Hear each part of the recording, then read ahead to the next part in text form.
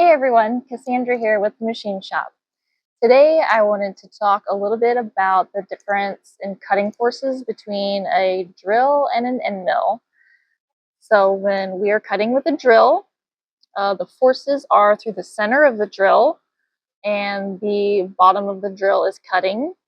The flutes guide us as we're drilling the hole and they do not cut.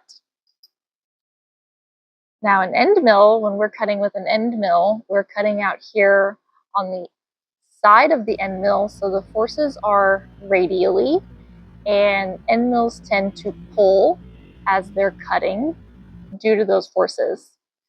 Now sometimes an end mill is bottom cutting and sometimes it is not. So when we're needing to cut with these tools, we need to choose the proper tooling.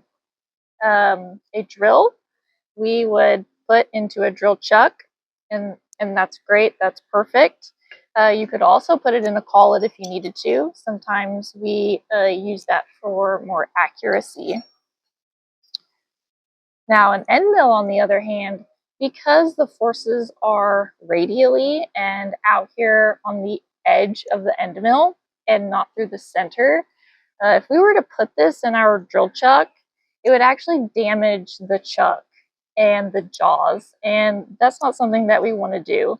Because there's only 3 points that would support this end mill as it's cutting, the forces would end up pushing these around and over time would cause damage. And that's not something we want to do to this nice piece of tooling.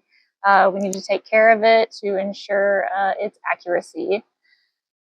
What you do want to do is put an end mill in a collet. That is a great way to hold an end mill because the collet supports the end mill from all sides.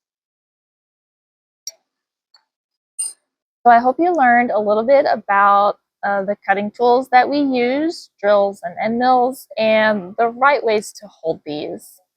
It's important that we choose the correct tooling to hold our cutting tools so that we don't damage the expensive tooling that we've bought, and so that we get a predictable outcome when we are machining.